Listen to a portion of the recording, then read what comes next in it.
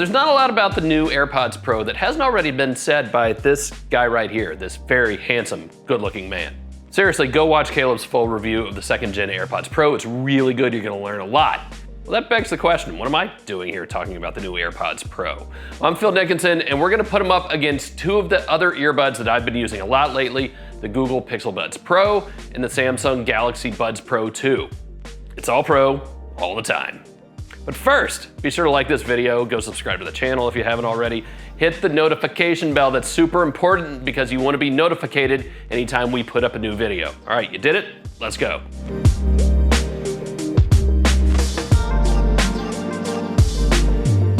All right, first we need to stipulate a few things here, and that is this. The original AirPods Pro were really good, and new AirPods Pro don't really change that up a lot. They take what was already good about the AirPods Pro and just made it better. Almost exactly the same design, pretty much the same function, same great noise cancellation and transparency. And yeah, there's still the excellent integration with iOS and macOS. In other words, it's exactly what you would still expect from 2nd gen Apple AirPods Pro, right? Again, go watch Caleb's full video for the full rundown. Here are the biggest improvements for me. First, the active noise cancellation and transparency. It's blocking more when I want it to, like when I'm in the gym, and it's letting more sound in when I need it to, like when I'm leaving the gym, so I need to be able to hear what's going on around me, right? Now, they also fit a little bit better, and I don't know if the new default tips, the ones that come out of the box, are a different size, or if my old ones just got stretched out, or maybe my ears shrunk, I don't know, but these new ones fit even better out of the box, and that's important. So, how do they stand up against the Pixel Buds Pro? Well, I did our original video review of the Google Pixel Buds Pro, and probably the biggest difference to me is in the fit. So the Google Pixel Buds Pro felt really good. They're really light, and they kind of sit on top of the ear and not so much inside it. That's good and bad. It's more comfortable, but at the same time, I always felt like they were about to fall out, and I would find that I would keep reaching up to sort of reseat it. And when I do that, it tends to pause whatever I was listening to because they use capacitive touch.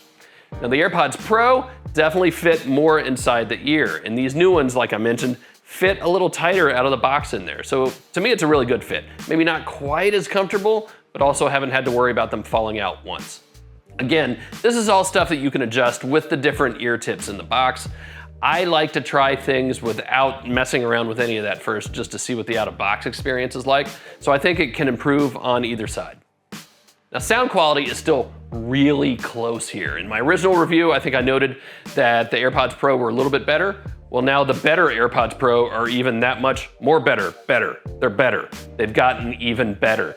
So there's definitely a little more of a delta between the AirPods Pro and the Pixel Buds Pro. That's not to say the Pixel Buds Pro are bad. They're not. They're still really good. It's just Apple has sort of raised the bar that much more with the 2nd generation, especially when it comes to the noise transparency and active noise cancellation. That feature has just gotten even better. So it's blocking even more sound when I want it to, and letting in even more transparency when I want it to. And remember, that's all sort of adaptive now too, and it just works that much better. So Google has a little catching up to do if it wants to stay equal. And one more thing I gotta mention here is spatial audio, and I only mention that because Apple has it, Google still doesn't. Google says it's coming to the Pixel Buds Pro at some point in a software update. We don't know when, and even when it does get here, have no idea if it's gonna be any good. I'm still kind of hit and miss on spatial audio. For some things, I think it sounds great and it's a lot of fun. For other things, I just don't care. But the simple fact is, Apple still has it and it's generally pretty good. Google doesn't have it at all. Now, the Samsung Galaxy Buds Pro 2. First off, Apple wins on the name game. AirPods Pro is just way easier to say than Samsung Galaxy Buds Pro 2. Pro 2 Buds, but you get it. But I tell you, I'm still madly in love with the way the Galaxy Buds 2 Pro, Galaxy Buds Pro 2, see, fit. They fit really well. They're light, they're small, they fit just enough in the ear, but just enough on top of it. I love the fit, super comfortable. That hasn't changed at all. Now, to where it really matters, sound quality. In the original review of these, I noted that I thought the sound quality was better from the AirPods Pro. And again, it's only gotten better with these 2nd gen AirPods Pro. So yeah, Apple has increased the bar there against Samsung as well. Again, that's not to say that Samsung did a bad job here. I think they did really good. Apple's just doing that much better. And particularly when it comes to the spatial audio, both Apple and Samsung have them in these earbuds. Apple does a better job, just hands down, full stop. Samsung has it, it's not great. It was, very crunchy, very mechanical, and I could see like these bright virtual lines in the head tracking when I was moving around. Didn't enjoy that at all. Apple wins there. Now, a few other things that apply to all the earbuds here.